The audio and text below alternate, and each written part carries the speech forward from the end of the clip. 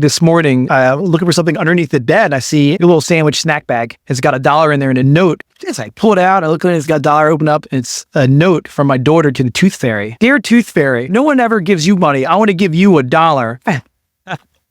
It's just so sweet. One of the best parent feelings is when you see your kids do something really good with you trying to make it happen. They just do it on their own.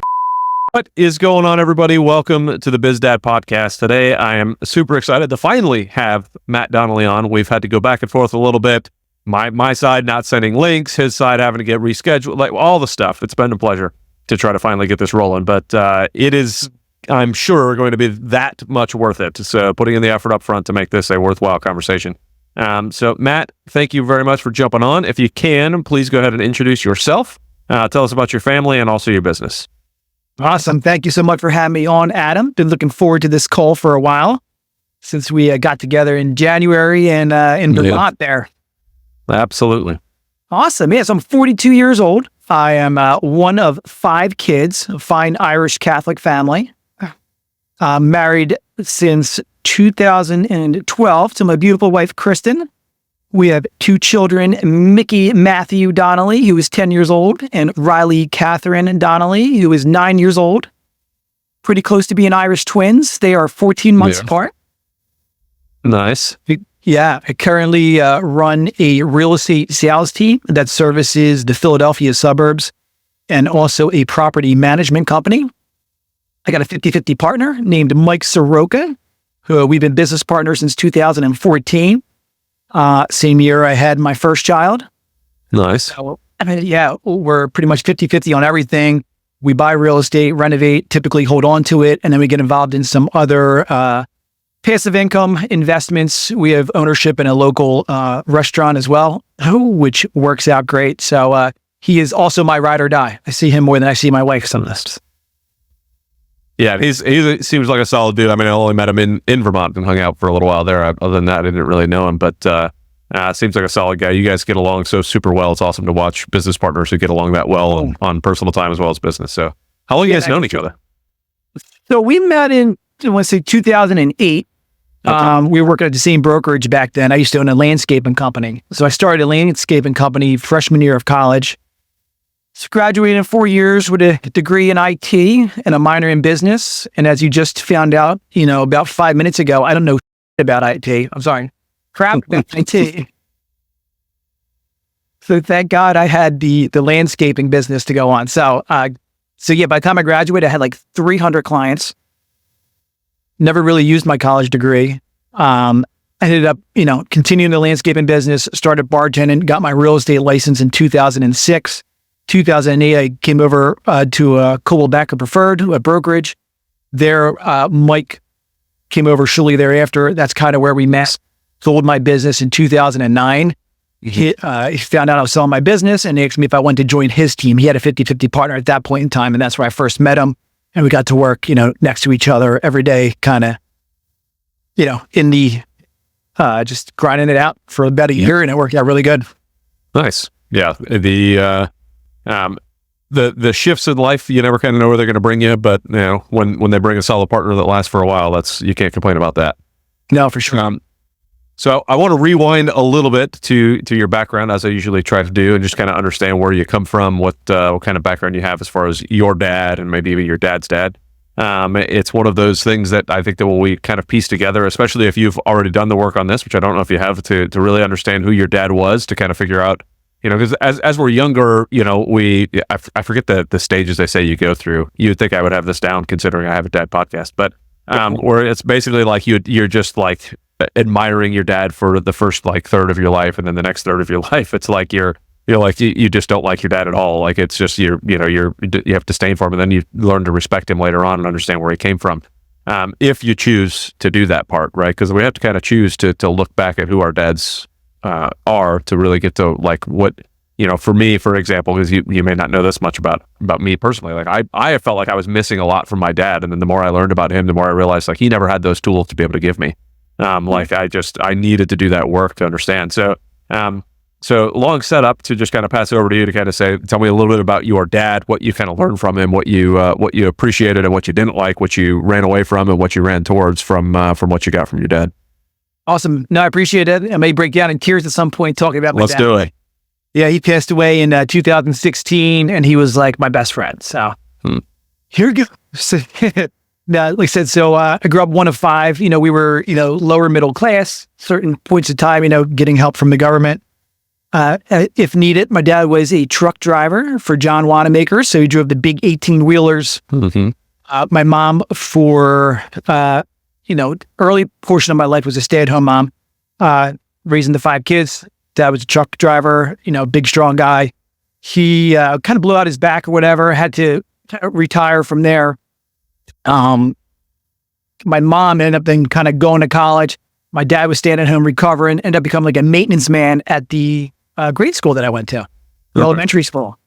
Since then, he was kind of home a lot more. Since I was growing up, going into my, preteen, teen years, he was around a lot for me and my group of friends, which was great. So had a really good relationship with him. He was a disciplinarian, but he was also, told me all the time, like how proud he would be of just like anything I was doing.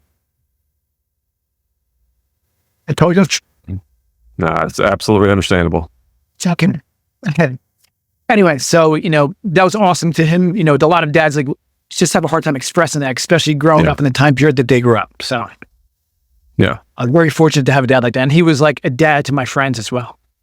That's awesome. Yeah. My mom was the same for all of our friends. Like the amount of friends that we had that they come to our house and be like, "Hey mom, can I have?" And it was constant. Like my sister's friends would be constant inflow. Like she was the mom to everybody, So it was a wonderful thing to have that. So I would imagine the same thing on your side, having that from your dad. How much do you know about his upbringing, right? Because a lot of times, the same thing goes. Like, if your dad was missing tools from his upbringing, then he's going to have a hard time giving it to you unless he found it somewhere else, right? So kind of what was his upbringing like? So he was one of nine. His dad came over from Ireland when he was probably about 16 years old. Okay. His dad was one of 18. Wow. So he didn't even get to meet half of his brothers and sisters in person. Yeah. Or over the phone or whatever. But, so my grandfather came over, met my grandma, bought a house in like Kensington section of Philadelphia. A little tiny row home, 3-bedroom, 1 bath, 9 kids, 2 adults, 11 people living like that. So that's kind of the environment that they grew up in. But, every single person on my dad's side, were just very hard workers. And I'm sure my grandfather was the same way. I just think about that. Like, when they say you're going to an Irish wake, where they get that from was, literally you're sending your child as a teenager over to America for a better opportunity, and you would never see them again, potentially. Yeah. So they would have a big goodbye. I mean, everyone's getting drunk, and that's the Irish wake. You're sending your family member over, you may never see them again. So that's where they actually get the term Irish wake from.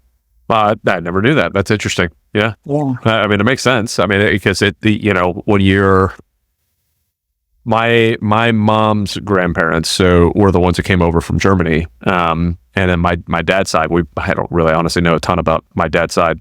That tells you a lot about my dad's side. We don't really know much, right? But so like you think about what our ancestors went through to travel from another country, especially in those times, like crossing over on a boat, trying to figure out how to do it, going through Ellis Island, understanding like just the amount of fortitude it took to say, you know what, we're just going to go do this. We're going to go make it happen. And like, who knows what's going to happen on the other side, but I know it's better for you. Go and do it, And yeah, we don't even want our kids to go 2 blocks away without. Yeah, exactly. Like, don't even go across the street. Like, goodness gracious, And it's like, and I don't know. It's such a weird and distant thing for us to, even though it wasn't that long ago, for us to even think about something like that. But I saw one of the blessings of being in this country. Like, we don't have to think about whether or not we should go to a different country. It's like, pretty sure we got it. Like, as crazy as some things are here in 2024, we got it pretty good, in the grand scheme of things. So. Back, that's what they wanted, right? They're going over there, maybe unnecessary for them to have a better life. Maybe their children. Yep. Like, no, but like we're living that life that, our grandparents, great grandparents took that big risk and to come over here. Yeah, absolutely. And it's setting us up to be kind of, again, sitting in the seat that we're sitting in. So absolutely. Without them taking that risk, what Well, it really makes, as I say that out loud, it makes me kind of realize what risks am I avoiding that might be failing to set my kids up for a better future. As I, if I'm failing to execute on something in business, or if I'm failing to take a risk that I think I shouldn't. Golly, like, man, I don't know why it just popped in my head as I'm saying this out loud. Just to be a business owner and entrepreneur, we already took so many risks together. Like, we're doing it. Like, our grandparents, they're like, yeah, this is why we did it. Yeah. I mean, you're not wrong. But, I want to make sure that I'm setting my kids up in a way and giving them the knowledge, skills, and ability to absolutely crush it in life, like 10 times more than I do. So, what risks do I need to take to make sure that happens? And, but yeah, I mean, just being an entrepreneur is one of those, rather than just exchanging my time for a paycheck. But, so walk me through like what it was for you kind of growing up, how you got to jumping into college, and what brought you down that path. Sure. Yep. So, I'm number 4 in line of 5, right? So I was a little easier to sneak away, right? Get out of the pack a little bit. Yeah. Yeah. For young age, kind of started working, selling lemonade, shoveling snow when it snowed out, cutting grass. I literally dressed up as Gumby in 8th grade for this cheesesteak shop that just opened up. And I walk up and down the avenue with a cheesesteak sign, and people throwing these at me dressed as Gumby. So, but yeah, throughout high school, and I was cutting lawns, I was working at the cheesesteak shop, I was laying carpet, I was on the basketball team, I was playing sports track, football for a little bit. So just always super active and super busy. And our parents didn't really have money. So if I wanted something, I was like, it just always stuck out to me, like, well, then I just go work and I don't have to ask them for things, right? Yep. I remember going into the refrigerator and opening up the refrigerator and just getting yelled at because I was wasting electricity. I'm like, just trying to find some food, Yeah. Yeah. Yeah. Just from a young age, I started working, I started grinding, and it's how I'm wired as well. Nice. Mm-hmm. So, yeah, I mean, went to college and had the landscaping business, was taking classes, was still working at a cheesesteak shop. I was probably working like 5 jobs, Yeah. Yeah, that's nuts. A while going to college. Like, what made you from going from all the working that you were doing? What now, were you one of the first to go to college? How did the college thing even come into your brain? So my oldest sister Kelly, she went to LaSalle. That's where I ended up going. My brother Sean ended up going more of a tech school. My mother Christine, she went to college. I went to college. My youngest sister went to college. Okay. This is what you were supposed to do, right? We had a pretty good financial aid package, so I didn't have to pay much to go, and I paid it myself. What was due. Nice. But looking back at it, obviously it's great to go to college and make those connections. I would say, we never want to lose those relationships, but I don't think college necessarily is a thing for everyone, and you don't have to go to it today, which I think is good. Yeah.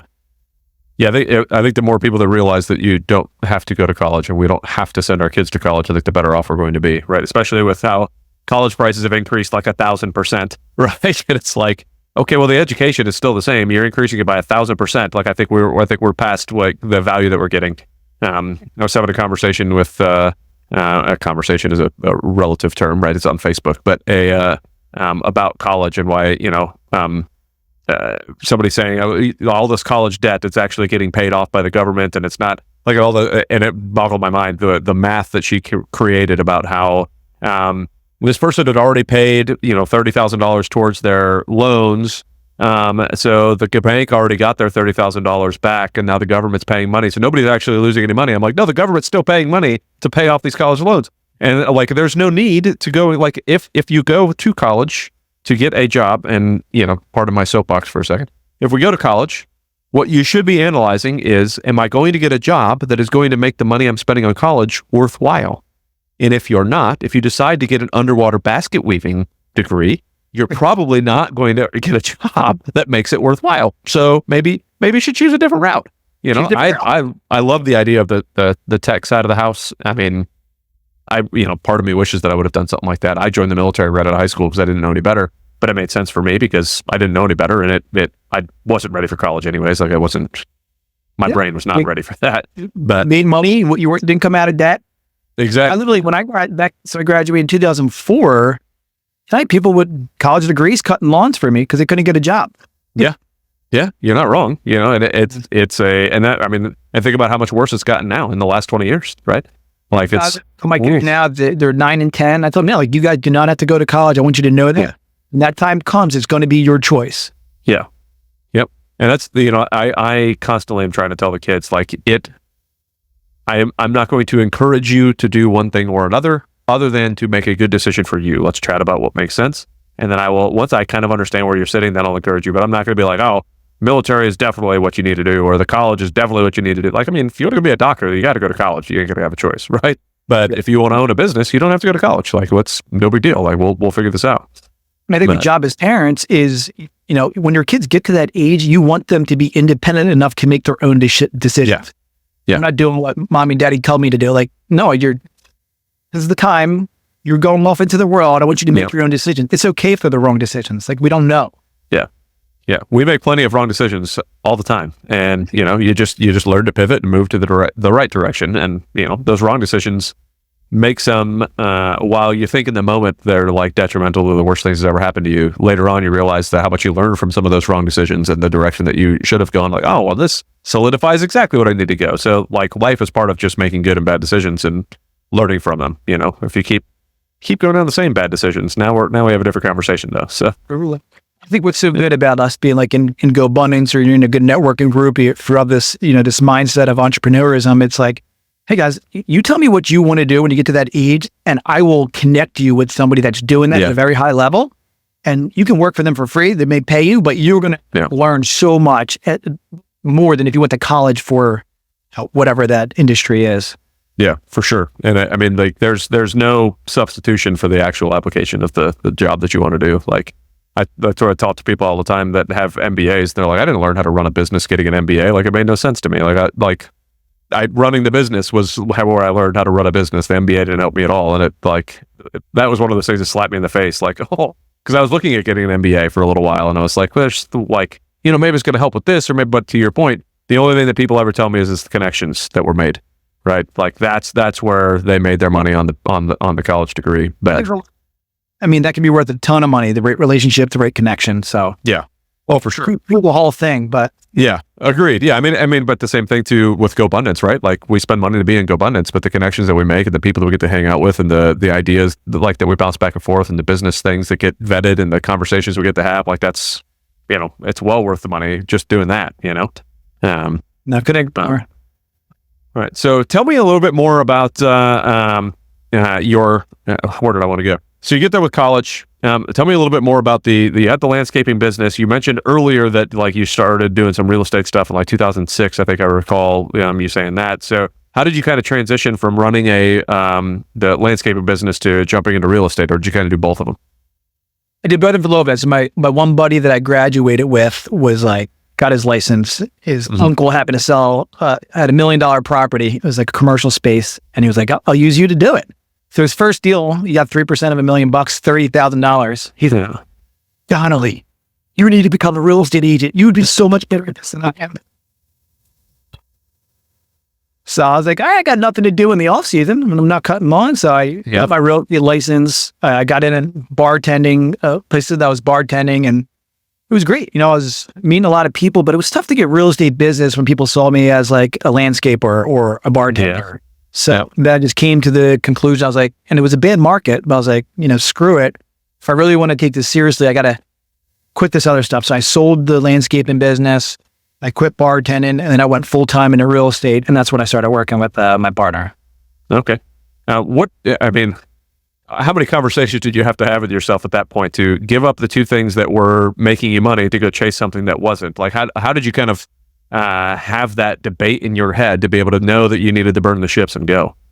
So literally, I looked back to when I was a freshman in college, and I was like, wanted to start my landscaping business, and how scary that was for me. So I pretty much ran the other guy's business that I used to work for. And I would go out by myself, run the schedule, do everything. And I was like, I think I can do this on my own. Do the numbers. I know I'll make more money. I'm going to need to get a loan to get this equipment and everything. And maybe it was, $5,000 loan, which is a big number when you're a freshman in college. So I just remember looking back, like how difficult of a decision that was for me. I pulled the trigger. I paid off the equipment pretty quickly. I was making more money than I would have if I stayed the same course that I was. I just remember that worked out. And that's literally the mindset that I went back into. Like I took that big risk, that big jump, and it worked out.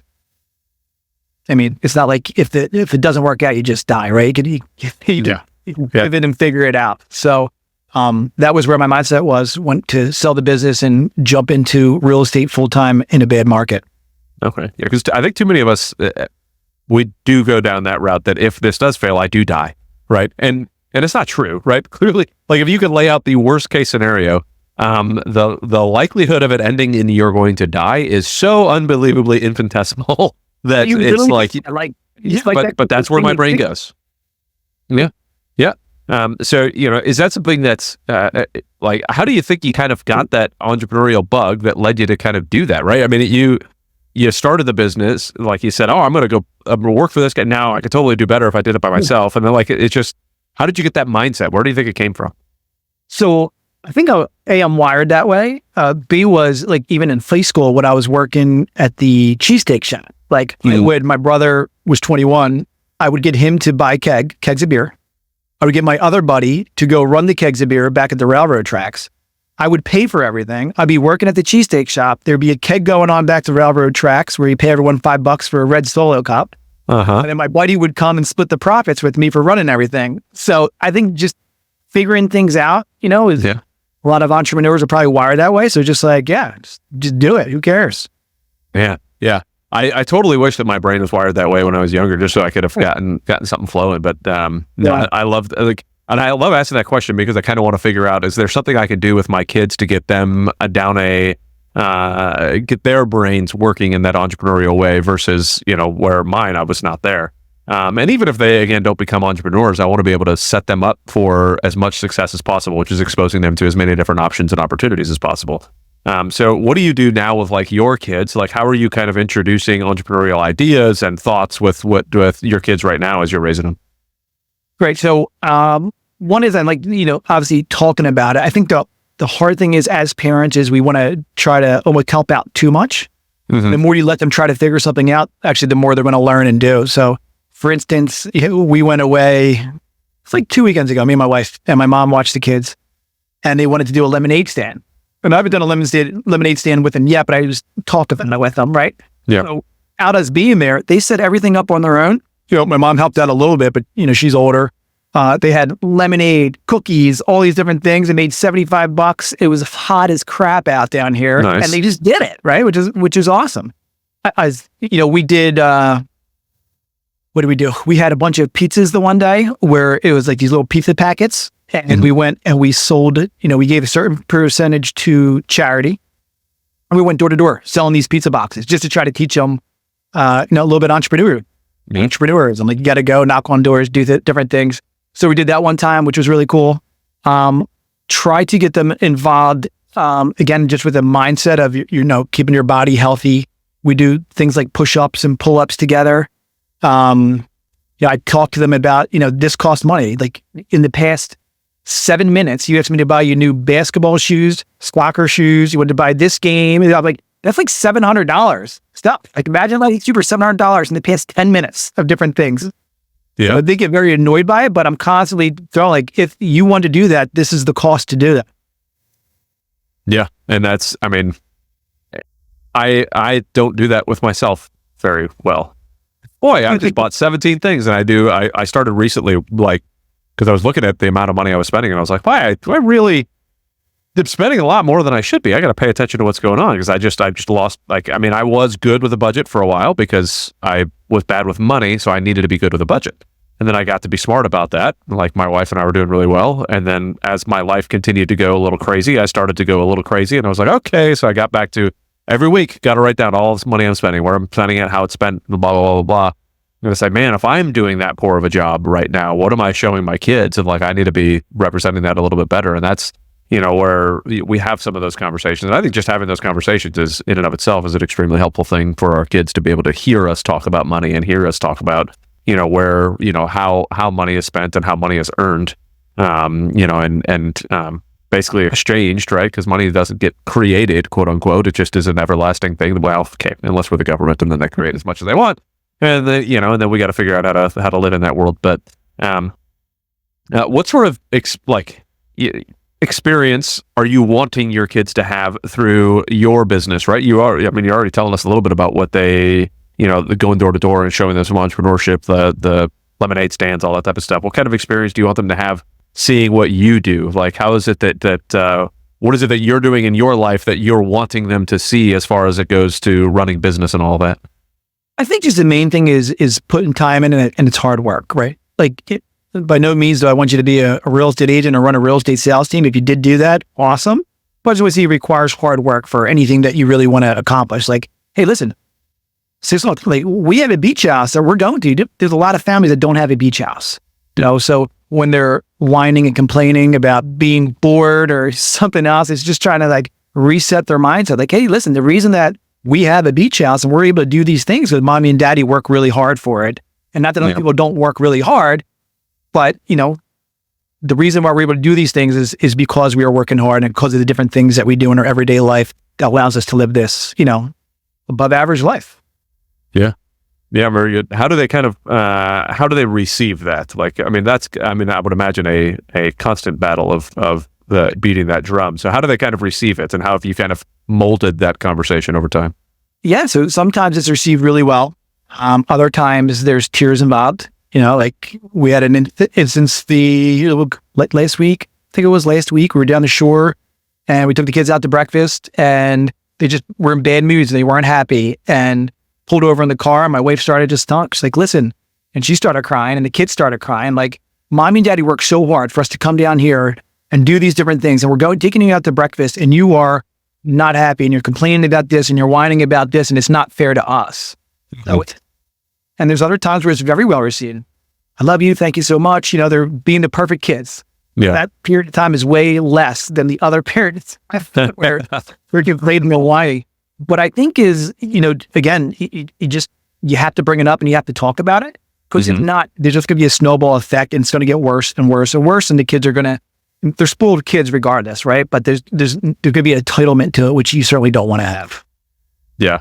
And it's, my wife and I have been talking, and one thing we say is we don't mind if our kids are spoiled, but they can't be spoiled rotten, right? Like there's a difference in there that the when the rotten part comes out is when there's we can't be having that part, like there's definitely different levels to spoiled. And, boy, it gets exhausting to watch other, like there are times where I look at my kids and I'm like, oh, it drives me crazy. And then I go out in public and I'm like, oh man, do I have it good? Holy gracious, do I have it good? And I think probably because you discipline your kids, and like same thing, like we'll discipline them as they go along. Yeah. You just see so many parents they don't have the energy to discipline their kids. And I think it's a lot harder today with the distractions that we have with phones and screens, and both parents are pretty much required to work. So it's definitely requires more energy, I feel like, to be a parent today than maybe it did in the past. Yeah. But you have to put that energy force to discipline your kids, or else you're not doing them any favors. Yeah. What are your thoughts? I mean, you mentioned it, like some of the distractions and everything. This thing that sits in front of us all the daggone time, right? What are your thoughts on technology for your kids? How do you kind of work that in their life? So I wish that they didn't have it, but I know it's not a real thing. Obviously, last year, so my kids are 10 and 9. Some kids started getting phones around maybe 5, 6, 7 years old. We wanted to give them more freedom, so we got them Apple Watch. You can call, you can see their location on it, but they can't like go on the internet and do everything else. Yeah. So I think that was big. Now you give them more freedom. You can still locate them where they are. They're not in front of their screen like this. We have one iPad for the house. Everybody wants their own iPad, but then we're just gonna be stuck in front of it. So we keep one iPad to the house. Our kids are pretty active in sports, and we, again, kind of talk out loud to how important that is when you are in front of the screens. It's okay to do that. It's a part of life, but we don't want you to get addicted. I try to use the word addicted all the time. I don't want you to get addicted to too much screen time. And I tell them, like, you'll see them scrolling through YouTube shorts. And I'm like, this is very addicting to do this. I understand. Like, I go through the same thing when I'm looking on my phone and I'm going through social media. It just traps you in there, but it's not good for you, especially because your brain is still young and developing. My brain is already developed. So it's like, I didn't have to deal with any of the stuff you guys are dealing with growing up, but I couldn't imagine how addicting that is. Yeah. But it's important. This is why you have mom and dad to pull you out of that and, go run around the block, go play with your friends. Let's do something together. And just get out of that little spell, which is easy to get into. Yeah. I mean, it was hard enough, like when we were teenagers and Napster was out, right? And like, man, oh man, I could go find all of this music. I don't have to listen to it on the radio. Like, I could not imagine having like videos in front of my face constantly the way it is now. Like, boy, unbelievable. You know, the changes since we were, you know, even teenagers. But even though that was a very long time ago, apparently. Instant Messenger came out. Remember that? Oh yes, AOL Instant Messenger, the AIM when that came out. Yes, of course. Chat rooms, you know, and put, you know, ASL, trying to find out where everybody's at, you know. Ridiculous times. But my fear with the technology, and I don't know, I've got I'm bordering on healthy and unhealthy fear of the phones and the technology and all that, given like my previous experience as a federal law enforcement officer and dealing with some of the child predator stuff that I had to deal with over on that side. It's like, man, oh man, I want like, because I know what's on the other side of those phones. I know what can be on the other side of those phones. And, you know, and I shouldn't say what can be, what is on the other side of that phone. Like, it's not that they're 100% guaranteed to run across it, but it's 100% guaranteed there. So it's a matter of like, you know, where do I allow and where do I not allow them to kind of venture? And I like that idea of the Apple Watch, just because that's one of those like, hey, you have the ability to immediately call somebody if you need to. I know where you're at, all the stuff, but you don't have the ability to set up a meeting with somebody that you met on whatever, you know, group, whatever, you know, that happens all the time. I mean, we used to set up meetings with folks or track meetings with child predators to just random play. They would meet at somebody's at a playground down the street. They would meet at the thing, whatever. And like, I want my kids to go out and venture. But who are they venturing with? That's always my concern, right? So it's kind of a scary, you know, again, a balance between a healthy and unhealthy fear of the technology side of the house. And I've yet to really figure out how to deal with that. But thankfully, my oldest is 9, turns 10 this year, as your oldest did, right? So I don't know. I've got to figure it out quick because, man, oh man, it sneaks up fast. Yeah, and their brains really aren't big enough to really understand what you're trying to tell them anyway. So it's you know, it's tough. A tough position. Being parent ain't easy. Ain't that the truth? So what do you think what is your like number one thing as a dad that you're like absolutely crushing it, that, you know, you would want to tell all the dads out there, this is one of the things you should really be crushing too? So I'm like a big kid at heart anyway, so it's not that. No way. Nobody would be able to pick that up. Yeah. So I think the number one thing is literally time. You got to spend time with them, and I do a really good job with that. And I would say my business would be doing way better if I didn't become a parent, right? When I became a parent and, you know, I wanted to be home at a certain time, I stopped working on the weekends. I started doing all these other things, and I love it. It's also can be, you know, frustrating at times, but like I coach my kids' sports. I get them involved in different sports. Every day I come home, my son's like, you want to have a football catch? You want to do this? And I just want to sit on the couch. I'm like, yeah, let's do it.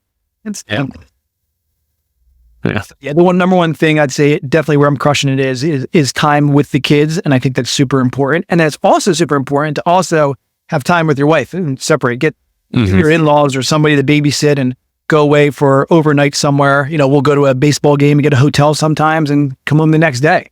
Yeah. And then we live 30 minutes away. You know, I think it's important to have the time with the kids on a daily basis, and then also to have that separate time with your wife or your husband, whatever you're into, Adam. Yeah. Well, me and my wife, yes, we it's on my goal sheet for this year was to have 2 overnights with my wife, and here we are in July. We have yet to have one of them, so maybe the back half of the year is going to be great, and we'll have 2 overnights, right? But you know, we've got 3 kids, 9, 5, and 1 at the time of this recording, right? So and it's one of those that's if you don't actually just put it on the calendar and make it happen, then it's going to go to the wayside. It's similarly to we're supposed to have weekly dates on Fridays, right? It's even in our calendar, but something will happen in her job, something will happen in my job. Like it just kind of, you know, gets put on the wayside. But, you know, how do you kind of make sure, what are you doing to really say, you know what, I'm leaving work at 5 no matter what? How are you kind of setting up that schedule to allow that to come to fruition?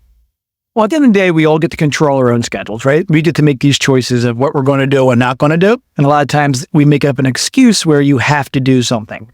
If I have to take my kid to soccer practice or basketball practice or whatever else, that becomes a top priority for me. So I'm not going to schedule something that I know that's going to prevent me from getting home in time in order to do that. Mm-hmm. Okay. Yeah. When I was first trying to work through some of this stuff, before I even started the podcast, and it's one of the reasons I started the podcast was to steal everybody's good ideas. Because if you've got a good idea, I want to do it, right? As anybody that's listening should, right? What's that? R&D, rip off and duplicate, right? I'm going to completely rip off and duplicate any of the good stuff I hear. But I was always fearful of putting family on the calendar, because I told myself, no, like family should be the priority. Like I should be able to do anything around the family. And then somebody was like, no, you need to put the family on the calendar because you're now preserving that time specifically for them to ensure that nothing else gets put on your calendar that is going to prevent you from being able to spend that time with them.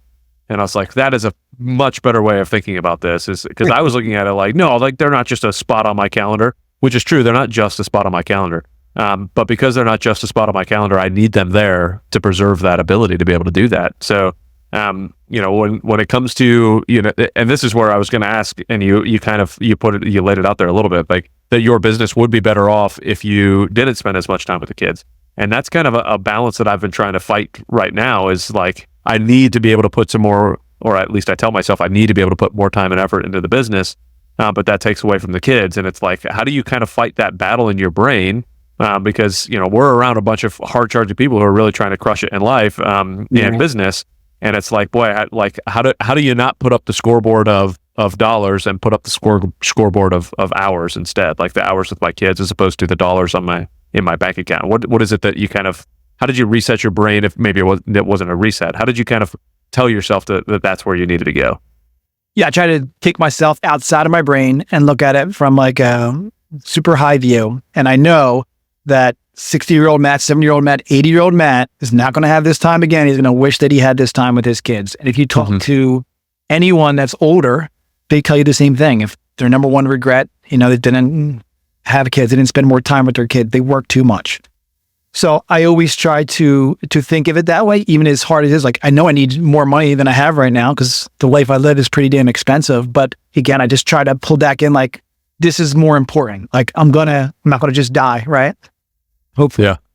This is more important, and I'll get through it and I'll figure it out. The one mantra I always have in my head that I always do is figure it out. Figure it out. Yeah. You can always figure it out. Just pivot, doing something different, but I've gotten this far with just figuring it out.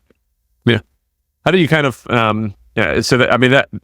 I've tried to relate that type of thought process with my kids. So how do you kind of already kind of work that into your kids' life as well, into their brain, like to figure it out? And what are kind of some true applications that you're already nodding your head? So what are the true applications on that for your kids?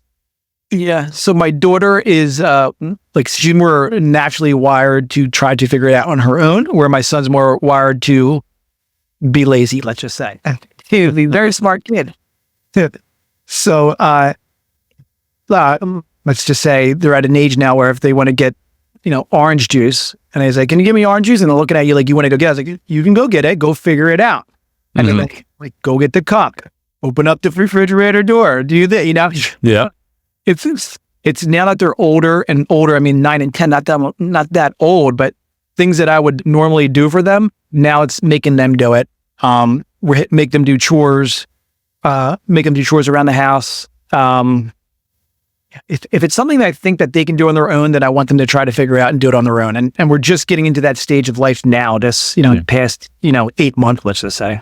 Okay, nice. Yeah, I think it was in the past probably 8 months or so that Adam, my oldest, really started to, like, he cooks his own eggs and, like practicing all of that type of stuff. And it's like, oh, yeah, you're totally capable of doing a lot of these things, and I'm trying to give them that freedom. So we started homeschooling. We're getting ready to start our second year of homeschool. And I wanted to be able to give them a lot more freedom and understanding of what their schedule is and what they're doing and how they're setting stuff up. And, one of the things that they wanted, like, I want to go bake a cake. I said, all right, go bake a cake. All you guys, go figure it out, So the 9 and the 5-year-old in the kitchen, just figuring it out. Like, well, and so some of it, there are questions like, okay, well, I need to cut this or do that or blah, blah, blah. And it's like, all right, well, how would we do that? Maybe you need a little bit of help with that. But they really have been phenomenal in just kind of going, I'll just figure it out. And they do. And they, their first cake was it tasted good, looked terrible. It looked horrible, but man, did it taste good. It was still excellent. It came out more like brownies, a little, I don't know how that it got so flat, but it's all right. It's all right. They did a great job, and it was fun to just have them kind of figure it out. And, they love bread. So that's their next thing. We already have a good, I don't remember what the machine is called, but the little mixer things. And that'll need the bread and everything for them. So all they have to do is just go and figure it out. And that's one of my favorite terms to tell them. Is you mentioned it. It's like I tell them all the time. I said, all right, well, figure it out. I think it's a flaw of us as parents and most people that are parents, where you just want to do it for them because it's easier to do it than to explain it and let them do it, knowing they're likely going to mess up some way. You're going to have a bigger mess to clean up. But I think that's it's an important trait to try to instill in our kids. Yeah. Yeah. And one thing recently I've been doing, and I'd love to hear your thoughts on it, and just your thoughts period, is I was failing miserably at I'm the guy who has the answers. All you have to do is come ask me, and I've got the answers. And so they ask me like 1,000 questions a day, and I'd love to say that that's a major exaggeration, but it's probably not that much of an exaggeration, right? Between the two boys, it was funny, but I don't know, it was last week sometime, my oldest looks at me, says, we're in the car, and he says, so how many questions do you think the two of us actually ask you on a trip to the grocery store? And I'm like, yeah, you have no idea, because it's like one question for this one, and then it creates another question for this one, and it creates another question for this one.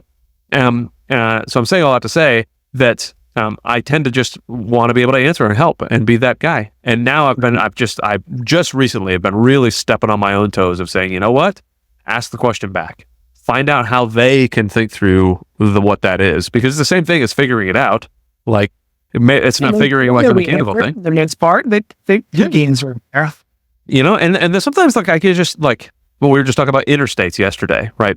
We're getting onto I-75. It's like, what does interstate mean? And my son was like, I have no idea. I said, well, let's break it down, right? So, because he asked me, I think, what interstate meant, because we were talking about it, and it was just breaking that down. I was like, man, oh man, this is so much more work to ask the questions, but I feel like it's going to be so much better for him to figure all of this stuff out himself than me to just tell him, because it's just going to be the same question next week, and then the week after, and then the week after, because he's not thinking about it, or now he's actually thinking about it. So let me pass that over to you, and what are your thoughts on that process? Is that something that you do already, or are you what are your on that front? Yeah, no, absolutely. I think that's a really good way to kind of rephrase it, is ask the same question back to them. Yeah, because they probably already know the answer, right? Or at least they have a portion of the answer, so it's like pulling out the rest of it from them. So I really like that a lot. I think in general, is the fact that your kids are asking you so many questions is probably a good thing too, right? You want to be inquisitive, as a salesperson or anything, you want to be the one asking questions, not answering questions, right? Yeah, for sure. Less is more. And even if you know the answer, still as a sales guy, you want to ask the questions, not answering them. So it means good relationship with your kids, that they want to keep on coming to you and asking you those questions. The biggest, most important thing to me again is relationships number one. That's number one in my life. I want to have strong relationships, whether it's my wife, my children, my brothers, my sisters, my mom, my business partner, the people I work with, my friends. Is relationships are number one, and the most important of all those relationships are going to be my wife and my two kids. Yeah. Much agreed. To foster that. And I know there's going to be, as they go into these preteen, teen years, there's going to be a portion of time there where they probably don't like me that much. It's going to change our relationship. But I know on the other side of that, it's going to be my best friends for life. And I'm really looking forward to, no rush to get there, but get into that spot. So I want to throw a slight challenge and try to, because people say this often, and they're people are warning me like crazy, when your kids become a teenager, they're probably not going to like you very much, blah, blah, blah. How could you show up in a way that would help prevent that from happening, you think? Well, I don't necessarily know if it's a bad thing, right? I don't think you need to be their best friend. Yeah, of course. Stage of life where they're younger, going into their teenage years, you need to be their dad or their parent. Yeah. Love to be their best friend when they're adults. So, you got to be a disciplinarian, but, there's probably a lot of instances that are going to come up where you don't need to be a disciplinarian, but you want to inject your opinion where maybe it's better off to read the temperature of the room and and where they're at, and maybe just show a little bit more love than being a disciplinarian. Yeah, because I wouldn't say that I fear. I dread the thought of my kids not wanting to come to talk to me about something, or not liking. I am firm in the communication. Like, it needs to happen. Like, we need to have good communication, good actions with each other, and all this stuff. And so I want to foster that early so that it can continue later. But it's all a guess. Like, I don't know, right? I don't know if I'm planting the right seeds now, or if the seeds that I'm planting are going to create just a thorny bush later on. I don't know. I just hope for the best. So again, if I could steal from you. Yeah, I think a good way too to be there for them during those teenage years is making sure that you know who their friends are and you have a good relationship with friends. Yeah. At the very least, if your child maybe doesn't feel so comfortable coming to you with a certain issue or question, one of their friends might. Likely it's the same issue that your kid's going to be experiencing or is experiencing. So I think maintaining a strong relationship with your child's group of friends is probably really important. Yeah, I think the second person to tell me that same thing. And as you're saying that, I think about, like, to go back to when I was saying that, like, my house was the house that people came funneling through all the time, and people always called my mom. I would love to have that at my house here, right? To where I'm the house that everybody wants to come to. Not because, I let them get away with whatever. Like, I remember friends like that in high school that, we go to their house because all the parties could happen there because their parents didn't care, right? But I don't want that to be the case. But I want it to be the case that there's freedom. There's freedom to run and roam and have a good time at the house and do all the stuff. But yet I know who the influences are in their life, and I can see who those kids are, and I can trust those kids, and they can trust me to be, a good leader of this house. Man, I hope that for one day that's the case, that all of my kids' friends want to come. My house growing up, so we had my dad had a horseshoe league, right? So we had horseshoe pits in the backyard. There'd be 20 adults there, like every Tuesday night. Kids would be playing basketball or volleyball in the side yards. So our house was always just like the house that people would come to, and my dad got to have a really good relationship with my friends, and he probably gave the sex talk to my friends multiple times throughout high school. The one, the Sermon on the Mount, and like sitting there shirt off in jean shorts and a bottle of Budweiser, and we're all sitting around him, and he's telling us the story.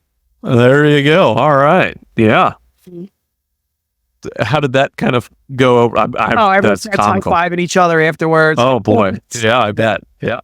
Again, like, my friends would go to my dad, and if they had an issue, like, they wouldn't even tell me. Like, sometimes they would go to my dad, and my dad would pull up a chair, and he was there to listen, and then he would he'd give his opinion afterwards. But he was always someone willing to listen. And I think that that's definitely a trait that I want to take from my dad as my kids get older. For sure. And I think that too often now, and this goes back to the technology side of the house, is Google gives us so many answers, but I don't need Google giving my kids answers to life questions, right? Life questions should be coming from mom and dad, and and again, just like a teacher shouldn't be giving those answers to my kids either, right? I want it to be an open enough relationship with my kids that they chat with me about that. And it just, it's mentally exhausting to think about all of the trials and tribulations that come with technology and the future and all of the stuff. But, similarly to running a business though, right? I mean, when you're running a business, you don't know what's going to happen next. You don't know how it's all going to go. You don't know if the things you're making now are wise decisions. You figure it out later and go, well, that was a bad move. I probably shouldn't have done that. Let me adjust course. Right. But, so with, you mentioned sports. What kind of sports are your kids in? And was that encouraged by you, or just something that they wanted to do? Definitely encouraged by me. So I wanted to incorporate at a young age to be active. So you always got to be doing something, and I don't care what it is, but you got to be doing something, and something that's active. So my son and my daughter started playing soccer at a young age. My son plays basketball, baseball. He does flag football now. Nice. I'm typically an assistant coach for everything but soccer, or I was a head coach when they were younger and didn't really need to know too much. Yeah, there's some strategy involved. I start stepping back in the assistant role. There you go. Yeah. My daughter's soccer, gymnastics. She's learning how to play electric guitar right now. Nice. It's cool.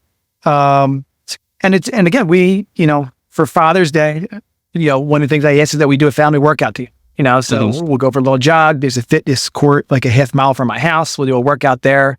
I got a pull-up bar in the garage, and I'll have the kids do pull-ups. They'll say, "Hey, Dad, can I have whatever, a bag of popcorn or chips or whatever?" And I'll look at them. I'm like, "How many push-ups do I need to do?" And I'm like, 10, 15. And they'll do it in public too, which is great. Yeah. The other kids will get, we were just at the pool the other day, and they got like these Snickers bars. And then my daughter goes, "Daddy, can I get a Snickers ice cream bar?" And I was like, "You're gonna have to do some push-ups." And like in the pool, she gets down and just bangs out 15 push-ups. That's awesome. Yeah. All right. I am writing that one down for sure. I like that a lot. Yeah, and like try to earn it, right? Like obviously you're gonna eat some candy, you're gonna do all this stuff. You're not gonna eat as healthy as ideally want, but a lot of those times they're earning it in some way, shape, or form, which I think is good. Yeah. And do they call you out on that too? "Hey, Dad, you need to do push-ups for those?" So, yeah, sometimes. I mean, growing up, I'd have them on my back and when I'm doing push-ups with them on my back, trying to teach them at a very young age. I freaking tore my pec like a year and a half ago. So the past year and a half, slowly rebuilding this back. To get back. They could probably beat me in push-ups right now. Yeah, my two boys are like little balls of muscle, so that's not going to be long before, especially they both want to get into jiu-jitsu, so it's only going to be a matter of time before I'm getting my butt kicked by these two little balls of muscle, Like right now, I'm like, part of me is not wanting to get them in there because I can contain both of them at the same time without an issue, but once they learn about torsion and their strength and how to use it, I'm going to be a hurting unit. Oh yeah, I mean 100%. If you can get them into this one-on-one type of sports, I think it's awesome for them. Yeah, right now my oldest loves golf. We just I'm ordering my last two pieces to our golf simulator that we put in the garage. And they're stoked about that. So it's that was what a pain in the butt. I had to build the wall in there for it to set it all up, and I'm to have at the house though. They can do it again.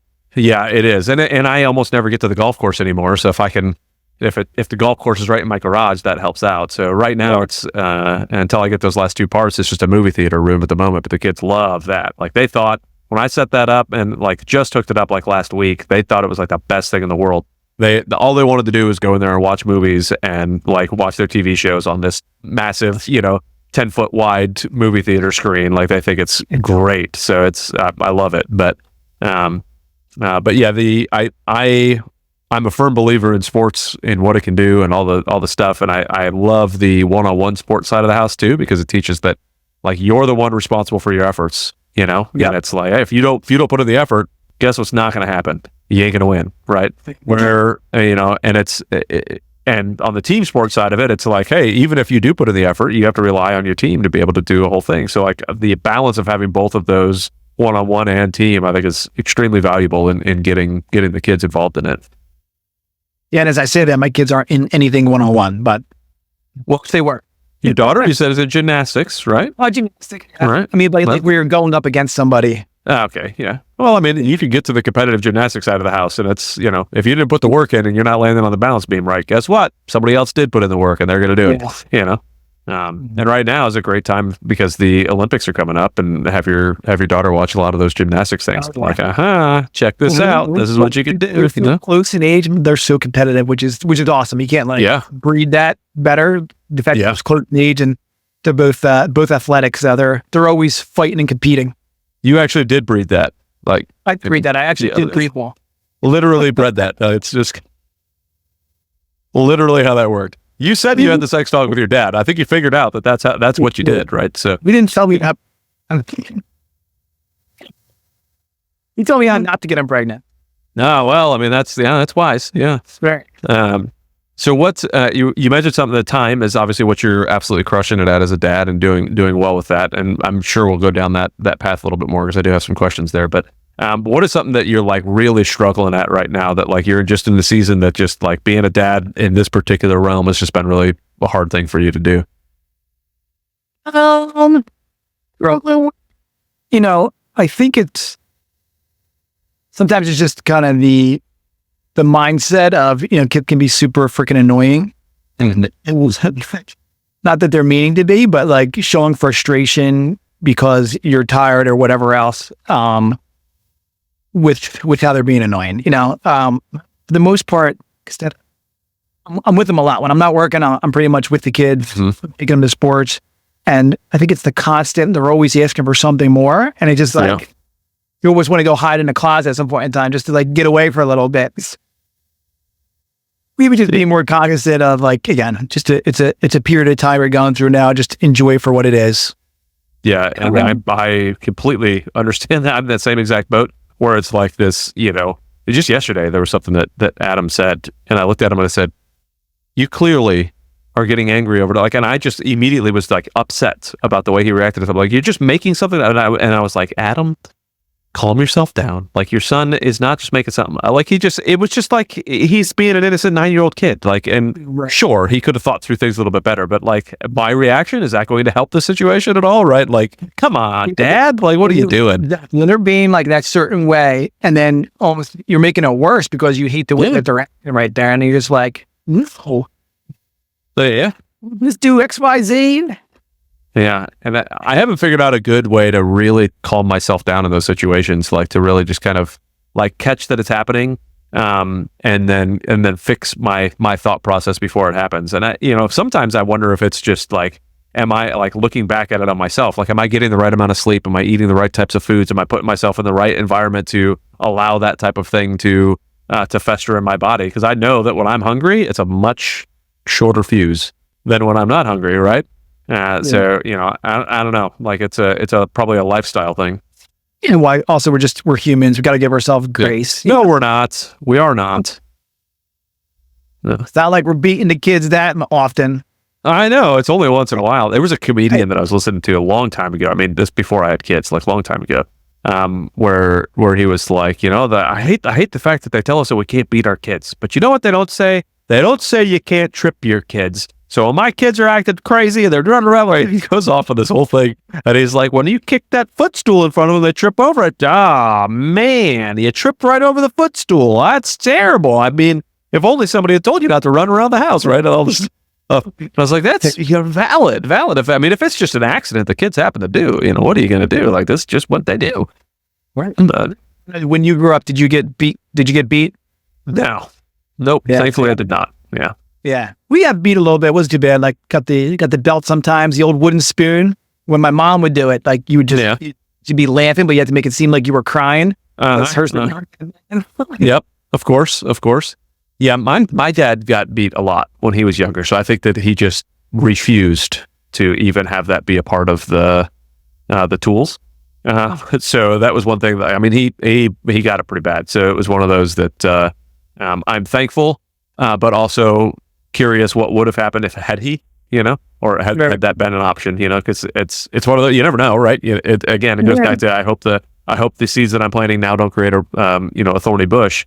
I always wonder what could be if that would have happened. Because there's a lot of my friends that sure did, but it was never on the table in my house, thankfully. Personally, I couldn't even imagine doing it. Would be like, yeah. I mean, maybe when they get older and he's a teenager and he's trying to show how strong he is. Yeah, strong he is. Old man strength. Yeah, but you don't know about this old man strength. That's a different story. Let me spoil you. Let me tell you. I remember one time with my son. He there are two specific instances that stick out in my brain.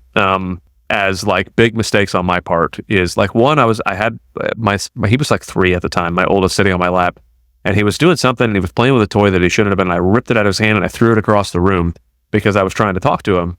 And I sat there and I felt like the biggest pile of garbage in the world. So I'm like telling my son how to control his emotions and do all this stuff, and here I am launching his toy across the room. And I was like, what is wrong with me, And then the second time was when the second moment that sticks in my brain really bad is when I don't remember what he was doing. I don't remember if he hit me or he was doing something that he shouldn't have been. And I spanked his bottom real hard. And again, felt terrible. Right. I just looked at my wife and I was like, I literally am teaching him not to hit by hitting him. Like that it just burned so hard in my brain about how terrible of a job I was doing as a dad.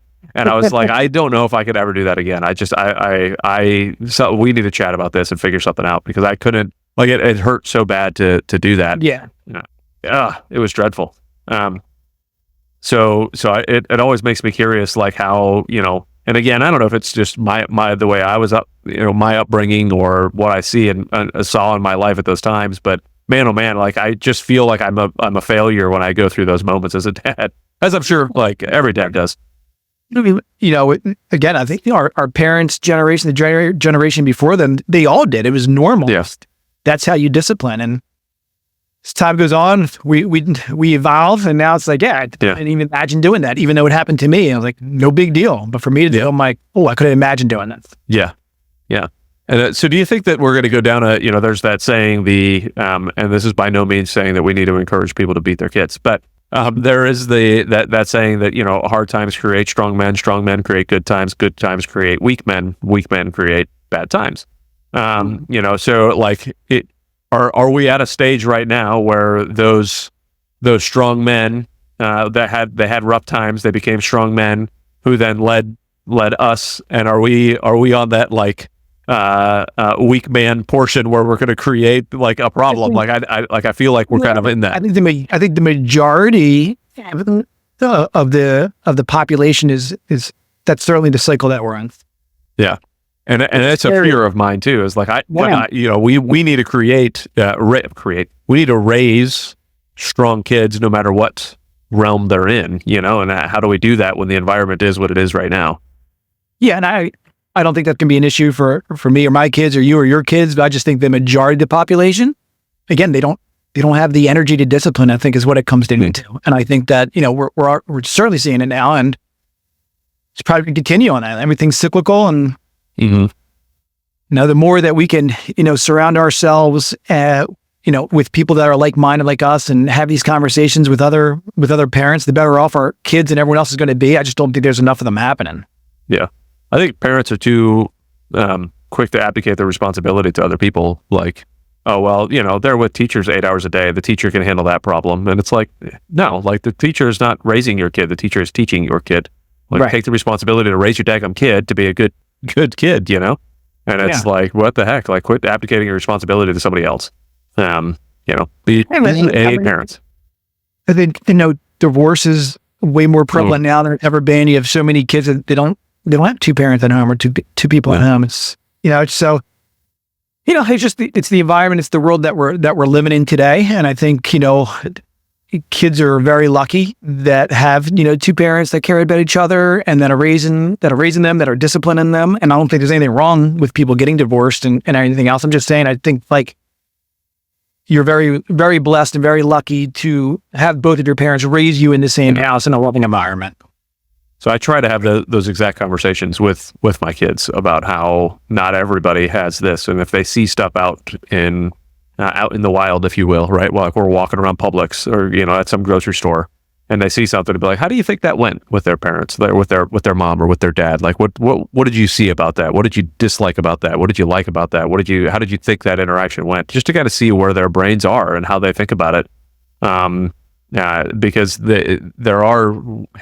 And it's a shame to think about the fact that, like, I think it's like, boy, it is about, I think there are, I'm going to screw up the statistic. I can't remember. It's just over, just under like 50% of kids today are born out of wedlock, right?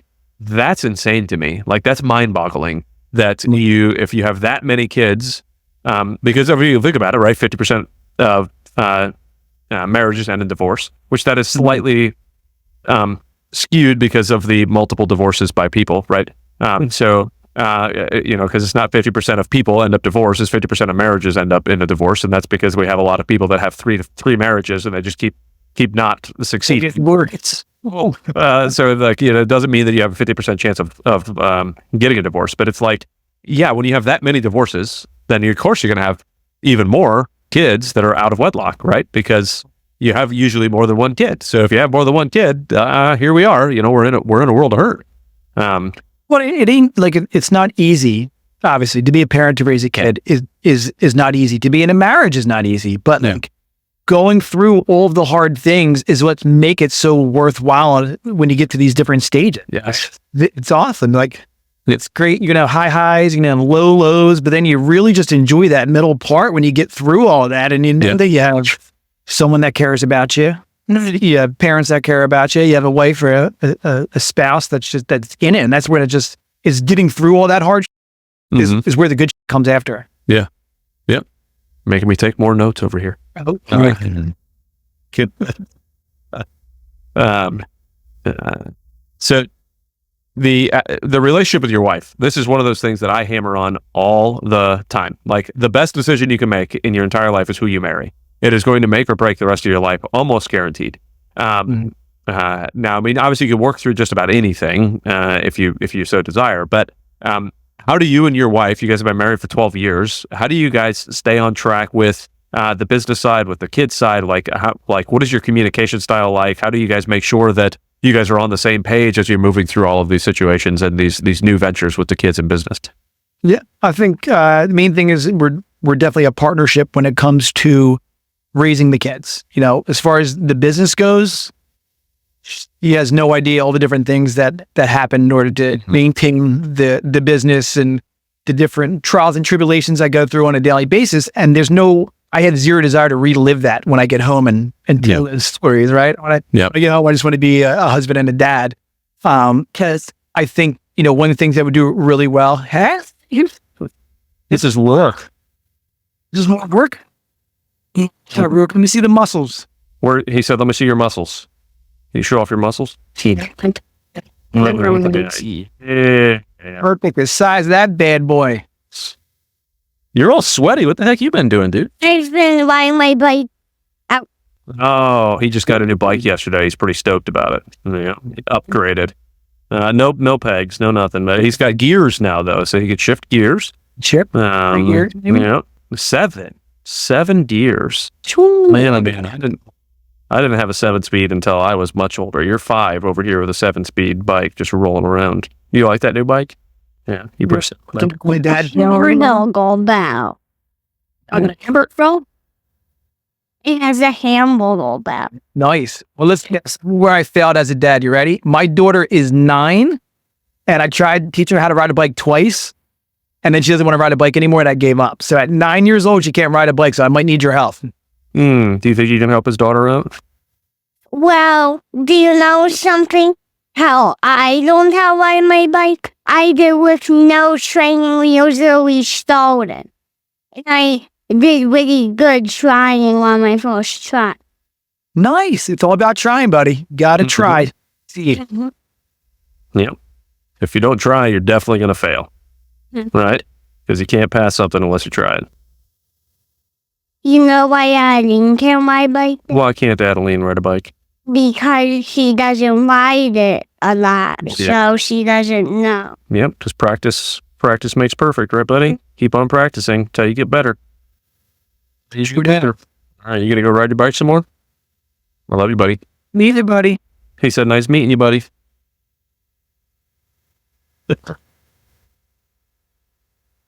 That's a good kid.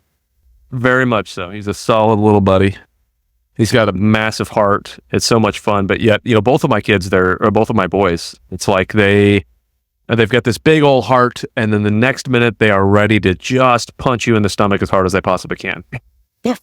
Hey, oh my goodness. Yeah, you know. It's hard. This morning, looking for something underneath the bed, I see a little sandwich snack bag. It's got $1 in there and a note. As I pull it out, I look at it, it's got $1 open up, and it's a note from my daughter to the Tooth Fairy. Dear Tooth Fairy, no one ever gives you money. I want to give you $1. So just talking about like having a big heart. Like, that is awesome. Oh, that's so good. Yeah, the other day we were driving somewhere, and there was a guy on the side of the road like asking for food and, you know, money and whatnot. And my oldest was like, "Can we go buy him a meal?" You're darn right we can, you know. And that's almost he wants to have like a little bag inside the car that just has food to hand out, because he's just like just wants to give all the time, and I absolutely love it. It's so much fun to just kind of watch how their hearts and brains work, and, you know, what we can do to impact it and make it stronger and better. And it's just, man, oh man, I love being a dad. It's an absolute blast. One of the best dad feelings, parent feelings, is when you see your kids do something really good with you know, trying to make it happen. They just do it on their own. Yeah. Yep. And I mean, yesterday at dinner, Rourke was sitting there, and he was like, here, Dad, have this bite of food. And I was like, no, buddy, you enjoy it. You know, and he's like, but it's my last bite and I want to share it with you. And it's like, oh, thanks, buddy. You know, just little things. He's 5 years old and just wants to do all that type of stuff. And it just, I absolutely love it. It's so much fun to watch. But the upgrade on the bike was a big deal. He was pretty stoked about it. And I will say though that to toot my own horn a little bit, as a homeschool dad, we get money from Florida. Florida gives us money, so they're like super strong in the school choice side of the house, right? So you could take the money and put it towards, like, if you just go to public school, you just go to public school. It is what it is.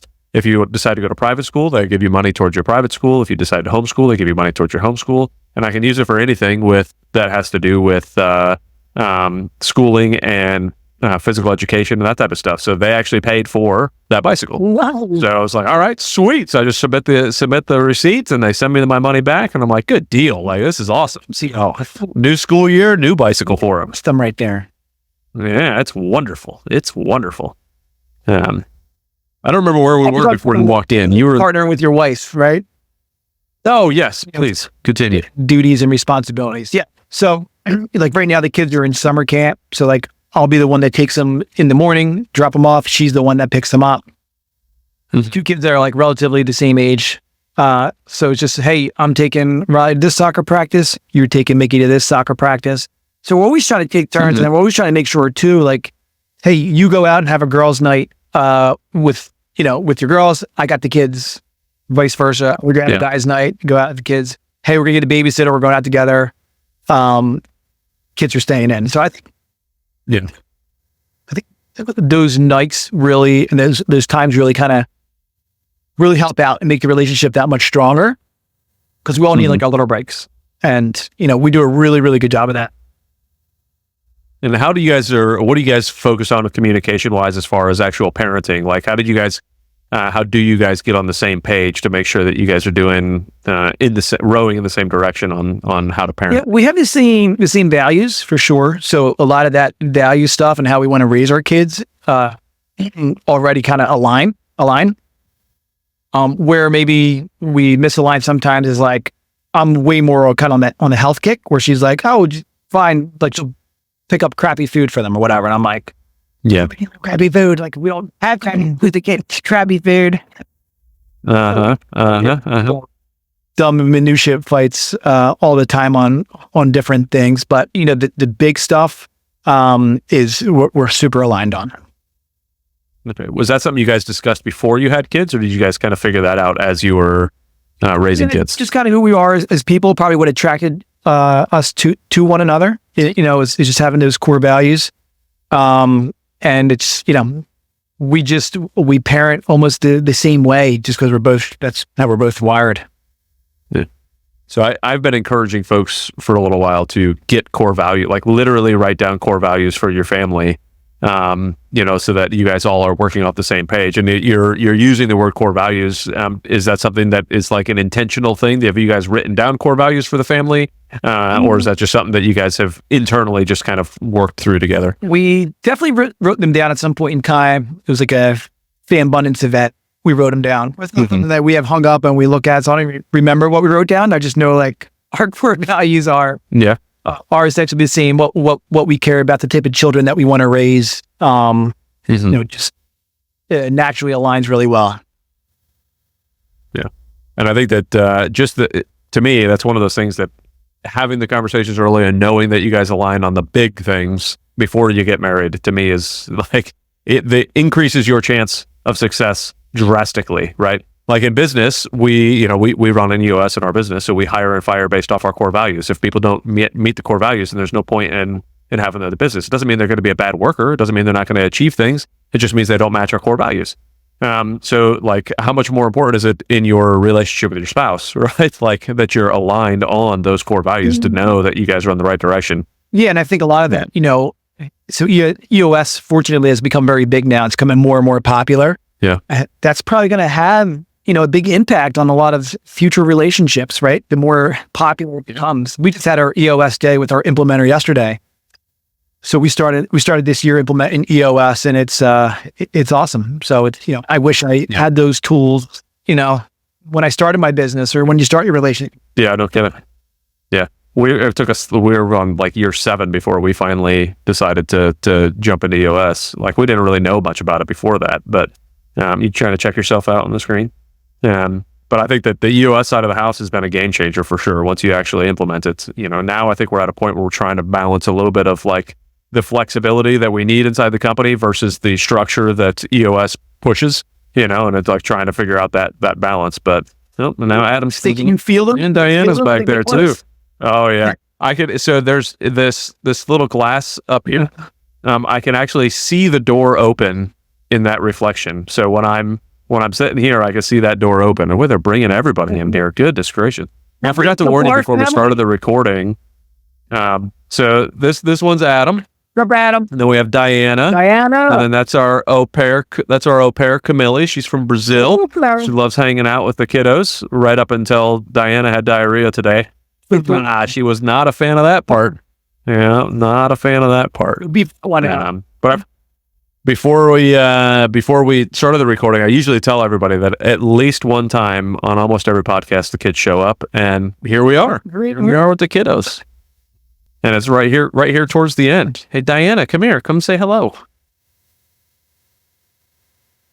So now everybody tells me my life is going to change drastically now that I have a little girl. Oh my goodness. World. Oh, You just can't explain it. It's like being a parent. You can't really explain it until you got to go through it. Yeah, until it's happened. As hard as it is, it's still the best thing ever. Oh, by far. I absolutely love I love every second of it. Jumping ship, buddy. See you later, dude. But EOS, that's where we're at. Yeah. So like I'm trying to find that balance between the structure that EOS pushes and the flexibility required to run our business. And I'm not, I'm on the call with my implementer. I would just talk to him last week, and I need to have another call with him to try to figure out, like, am I crazy? Do I just need to stick to that structure and be done with it? Or should I allow some flexibility in there to be able to make some changes here and there? And I don't know what the right answer is. I think you have to make changes as you go along, especially, do you have like an operations team? Like, is there a group of you guys that are all working together? Yeah. That all comes out in those EOS meetings, and got to be able to stay fluid, baby. Yeah, to me, like the fluidity is necessary. Like, as a company moves and all the stuff, we have to be able to adjust what a rock is, or like what our rocks are for this quarter, or hey, like we need to put something on pause to pivot to this or that or the other thing. And but EOS, it feels like there's not that much room for that. It's like, no, like this is what you have, and you need to report in on those numbers. And it's like, look, it's painful. It's painful. But necessary. All right. Well, it is, but extremely necessary. As we're getting close to kind of wrapping up here, is there anything else that's on your mind that maybe we didn't hit? Sometimes there are some things that people really just want to discuss, or that they're really excited about, and they just didn't come up in conversation. So I kind of want to pass it to you and to kind of see if there are any things that popped up that you wanted to go over, or any questions that you had. Awesome, man. No, I really appreciate the time having me on here. Being a dad is going to be the number one thing that happened to me in my life, and it's a huge responsibility that I take very seriously, and just trying to stay in, enjoy the ride, pick each stage as it's coming, and be a great dad. And I can tell you're a great dad. I'm glad I got to see your kids on here, and I look forward to us continuing our relationship together. Absolutely, same here. And one thing I want to hit that you hit on earlier was the business would probably be running stronger if you chose to have the less time. But what is more important? It's so much more important to have those kids be your legacy and move forward. And obviously you're putting in the effort to make sure that that's your legacy, not this, $100 million business or whatever the case may be. It's the kids by far are going to last longer. That last name, that lineage goes a lot farther than some dollar bill does. So I love what you're doing. I appreciate the fact you spent some time on here with us, and I thank you so very much for jumping on. I think we're probably going to have a 2.0 on this one as well. Bring you back on again at some point. Awesome. Go and do a little bit more depth on where you're at and where I'm at, and all the fun stuff that we get to experience with our newly minted 2-digit kiddos, getting into the tens now. So, but thank you very much, Matt, for jumping on. Thank you, everybody, for listening. Greatly appreciate it. Please like, subscribe, comment, do all of that stuff. Oh, before I go too far, if people wanted to reach out to you, Matt, what is the best way for them to get a hold of you and follow you? Awesome. Yeah. Instagram is just at Matt Donnelly, RE. You You can send me a direct message through there. If you want to shoot me an email, just matt@hefymail.com, HEFYMAIL.com. Awesome. Well, we'll have those in the show notes so people can reach out to you and follow you out there. But again, thank you everybody for listening. Please like, subscribe, all of that fun stuff, and we will see everybody on the next show.